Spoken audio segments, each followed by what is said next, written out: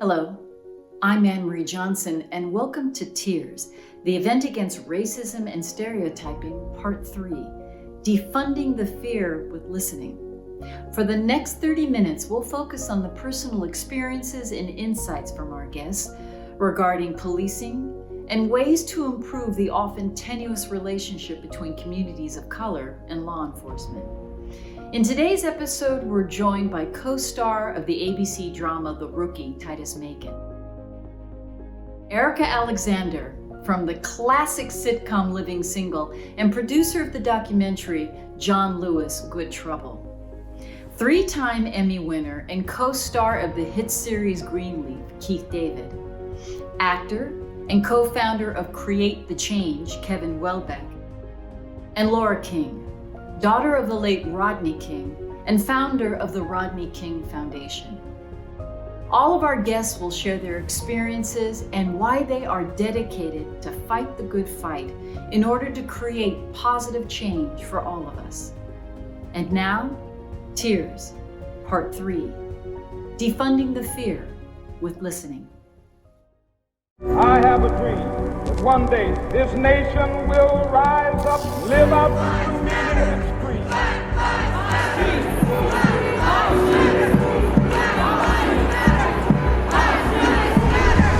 I have a dream.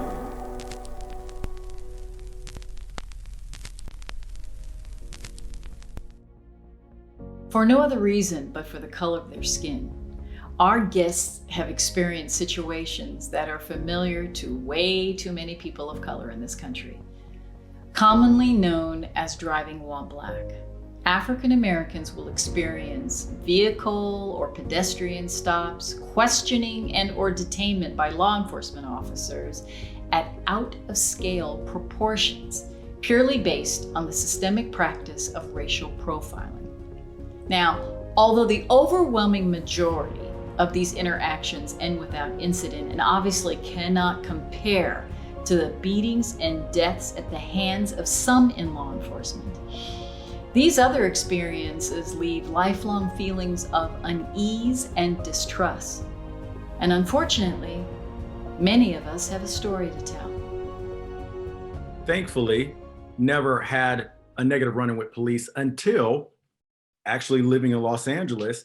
And I was leaving my friend's house, this nicer neighborhood, and I was leaving his house. I go to his house all the time. I was driving down and I pulled over, which is bizarre because I rarely do this, but I pulled over to use my GPS because I was that lost. I was like, how do I get to my next location?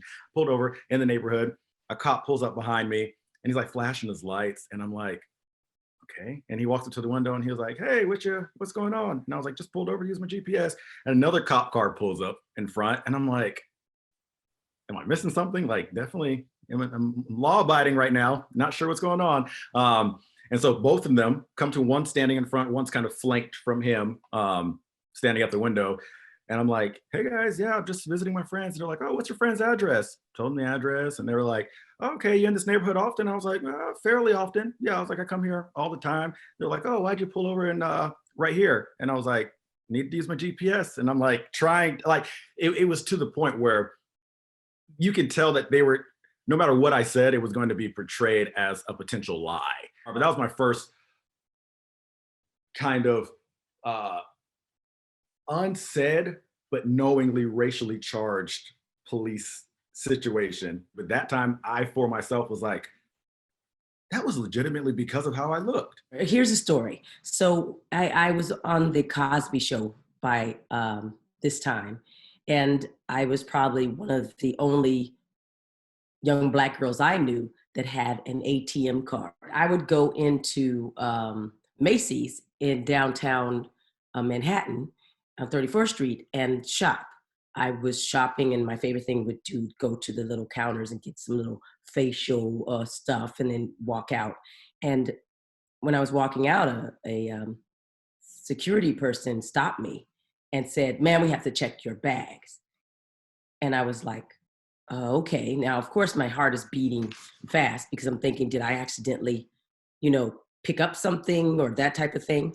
And the police were called, and I was placed to the side, and I didn't know what was going on. And it was just going down fast. I've been raised to be very cordial or, cooperative. It would never occur to me to be talking back.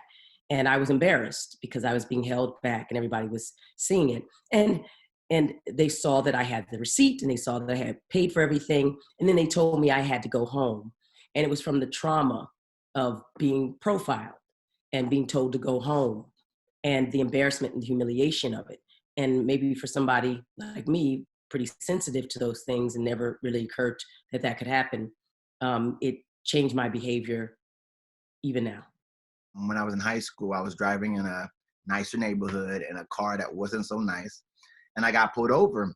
And it was just a lot of like extra questions. And I'm like, look, officer, I don't drink. I never drank in my life. I never done drugs in my life. I'm just here. I'm just visiting my aunt. And, we go take my information to the back and it's like 15 minutes later, like it was a long time. The other officer's on my right, just looking at me. He comes back and says, all right, well, I pulled you over because of that air freshener you have on your rearview mirror. You're not allowed to have it. It's illegal. And I said, oh, this? I ripped it right off. I was like, sorry about that. And he let me go. But it's like, come on now. Like, seriously? And I shouldn't have to worry about being the ideal citizen in order, to not be harassed or not be profiled. My immediate answer is if you're a Black man in America, you've had a negative experience with law enforcement. And my godfather was a police officer. And because of him, in those days, and now we're talking more than 50 years ago, I fantasized that I might have wanted to be a police officer like him. Even at that time, the notion of serve and protect, again, was a romantic notion. Police brutality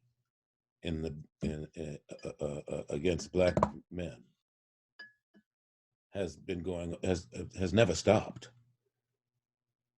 It has never stopped, and especially in places in the South, it's prevalent. How much we hear about it every day is a newer innovation. I have a natural unease reaction when I'm in the presence of police officers. As far as being pulled over, I have an anxiety attack. It's like extreme anxiety attack, and I try to compose myself, but I'm never able to. Before this incident happened to my dad, I looked at police officers as like heroes. It was terrifying for me because I was confused because I'm like, these are supposed to be the good guys. These are the guys that save us. However, just the initial pullover and conversation was like really unease for a kid. It was extremely uncomfortable. Still to this day, I'm still like, I try to talk myself out of it. I use prayer, meditate, whatever. Nothing works. I've always tried different ways to like talk myself out of, having this reaction. Okay, next time I'm going to count to 3. Next time I'm going to do this. But I haven't been able to conquer this. What kind of policing should be expected from the people we pay to serve and protect? Is society asking way too much of its police departments? Although the call to defund or abolish aren't new, the recent images of deadly encounters between people of color and some in law enforcement have reignited calls for drastic change. Is abolishment realistic? Does that reflect the opinion of the majority of African Americans? Or is the reimagining of what community policing looks like and the proper use of budgets more in line with the needs of communities of color? Our guests share their thoughts on these questions. It's a ridiculous notion in the time in which we live in to do away with police departments. There are too many dishonest people in the world for a plethora of things. But what can happen and what should happen is the policing of the police department, the monitoring of the police department, the accountability of the police department should be hyper-managed to raise their standards, to hold them accountable, And I don't think I'm stepping out on a limb here. I think that you'd find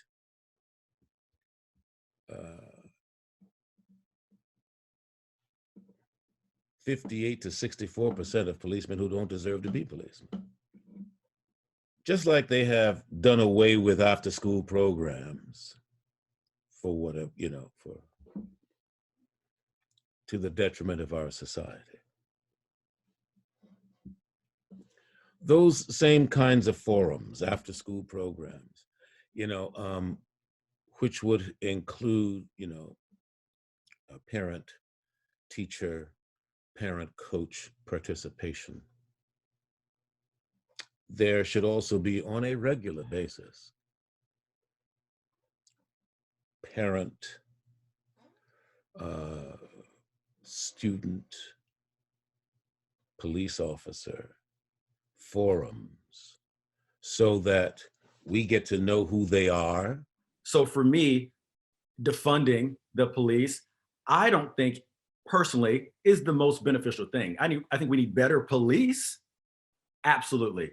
But if we were in a world, in my opinion, my personal opinion, where gun laws were restricted, all these things, then yeah, maybe that's a conversation we could have. But we've come this far now. We need a protective gear of some point. Granted, while that might not be the reason historically why policing began, where we are trying to come to now is that it's equal across the board. There's no racial profiling, and we're actually police are actually policing everyone accordingly. I understand the sentiment of it, and I understand the trajectory that's being aimed for, and I think that's the beautiful thing. They're trying to get to kind of the new world order of peace, and we can do this together, which I think would be the intention. But the reality, unfortunately, is that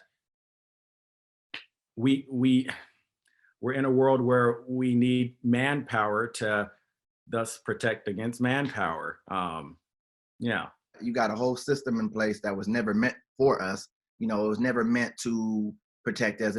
They used to use them even as slave catchers back in the day, So I get it. And they want a lot of people just want to see it completely done with and something new. A lot of people just want to see these funds be put into the community, or used towards things and actions that are actually helping people of color. And I stand with that, and I agree with that. How can the people be a part of saying and dictating where pieces of your budget go to within law enforcement? Say you keep the budget, if that's gonna make you happy, wonderful. But now let us have a say-so in, hey, let's put this much amount towards programs that show you how to de-escalate situations, or how not to racially profile, have race sensitivity classes and things like that. So, that way, I think maybe there's a win-win situation. You get your budget, you see where it's going to. The people also have some power in regards to dictating, hey, this is the budget for the people, but we're using it with the police. Okay, how can we serve the people through the budget that the police have? They need more mandatory programs, and more frequently. There needs to be programs dealing with identity and dealing with racial issues and dealing with sensitivity training. And they need also programs for themselves and their own mental health. I understand that it is stressful being a cop. I understand that your life is on the line, but you don't need to be afraid of everything you see, and every Black person you see, especially children getting shot because they're afraid. That makes no sense. When there's complaints filed, those need to be taken seriously, and they need to be followed up. I know they have a process where it goes to HR and they do an investigation, and you may never know. But you got people like George Floyd, who the officer involved in that, he had many complaints against him, and if something had happened to him, George Floyd could still be here now. If they know there's an instant consequence for every action, whether it's simply a desk job or being put on leave or whatever it is, then maybe they'll be more cautious with their choices and decisions. And having investigations happening more frequently and faster would definitely put the community more at ease, I believe. I'm not 100% for defunding the police, because like I stated, there are great police officers. A snippet, a faith of a mustard seed, which is this big, but there are good ones. And I believe in them. The ones that I do know personally, I believe in them. And I see what they sacrifice, their families, and they're all walks of life, different nationalities, and they do stand up for us. And so that gives me hope. And it makes me not believe in defunding the police. However, I think that they need to direct the funds where they need to direct them. I think that they put funds where they are not needed. And so I think that the whole system needs to be reconstructed from the ground up, because obviously, again, what they're doing right now is still not working, because we're still having this conversation 30 years after my dad was beaten. I think we should be doing cultural awareness programs. I think they should, I've been working with different police officers to go do cultural events. For example, get to know these people as a culture, because different people react differently. Like I stated earlier, they have a reaction to the police. So because I'm fidgety, that doesn't mean I'm going to kill you. That doesn't mean I'm reaching for a gun. It means I'm fearful of my life. I am scared. And they should understand that. A lot of officers, they just get put in the inner city. And it's like, you guys need to know the culture. You need to know the body language. I'm not reaching for anything. I'm fidgety because I'm nervous. I've never been in trouble, but I'm nervous because I know what's to come. Like every 3 months or every quarter, they should be mentally evaluated. They shouldn't be sworn in and then pushed out there, because they're human too. And I can only imagine what they're exposed to. And sometimes you can't cope. Sometimes you're never the same after being exposed to certain things. I think we need to get to the root of why people react the way that they react. Ultimately, you gotta fire and rehire. But in between that time, because I like the idea, there was a police unit, I think, that they fired everybody, and then they rehired them. But they trained them, they recommitted, they reconnected, and then you rehire, because that new officer understands what's expected of them. My brother's a police officer. Let me be clear, he is in Philadelphia, and I like to believe he does his job well. But I also believe that there are too many untrained and unsupervised policemen, and they have been taught the wrong things or allowed to I guess, do things with impunity, and that should not happen. We also don't keep correct records, and we're not able to track often many of the observations or the complaints that people are talking about. I don't know why that is, but we need to change that with whatever legislation has to get passed. Community policing means protect, help, and serve, and be accountable and responsible. You may not like that person, you may not know that person, but your first thought shouldn't be to destroy that person's humanity or give them none. When it comes to the historically troubling relationship between communities of color and law enforcement, have positions become so entrenched, so tribal, that the simple offer of a counter opinion is automatically shouted down and people are bullied into indifference or complete silence? And must there always be a video to prove a point? We ask our guests if honest, respectful conversation about troubling and controversial issues can help bring about positive change.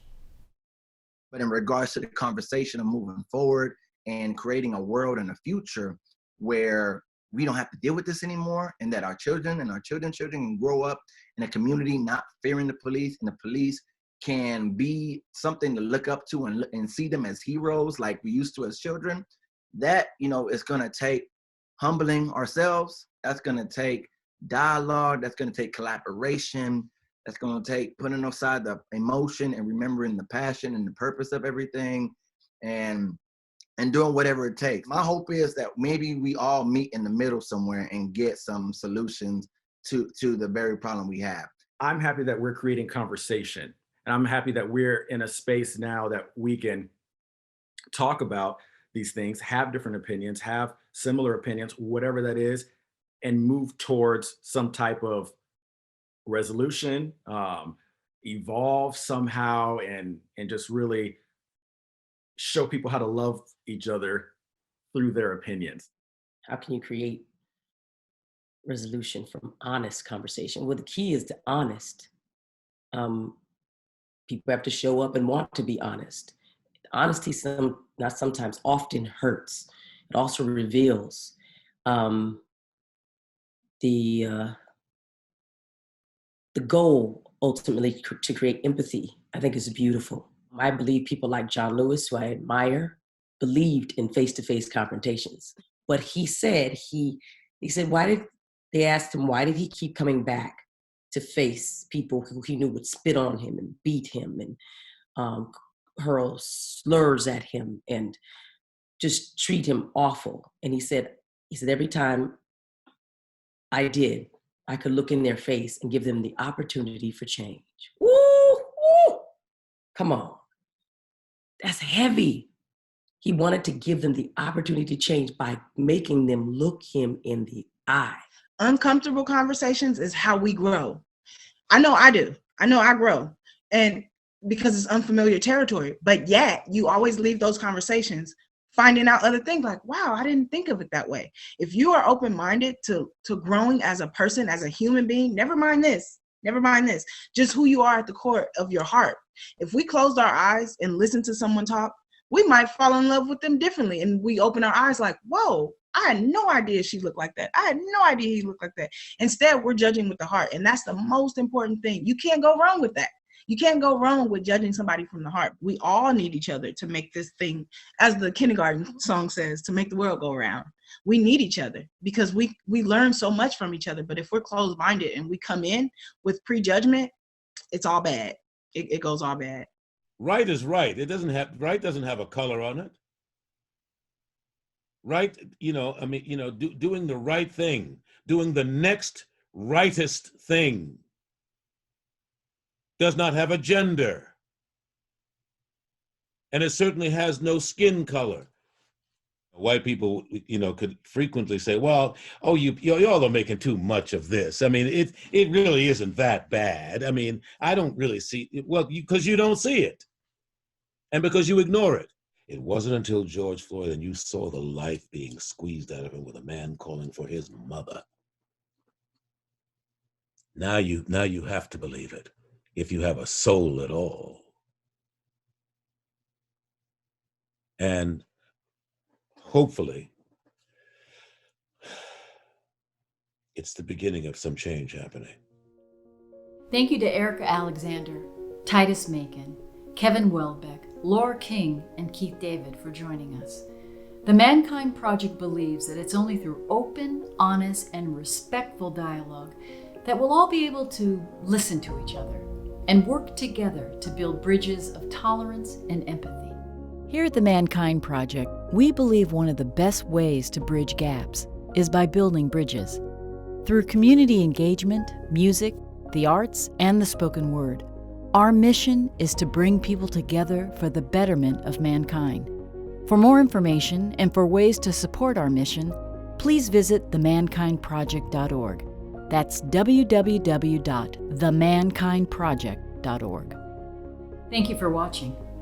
I'm Anne Marie Johnson, and along with the Mankind Project's founder and CEO Richard Steller, please join us next time for another episode of Tears, the event against racism and stereotyping.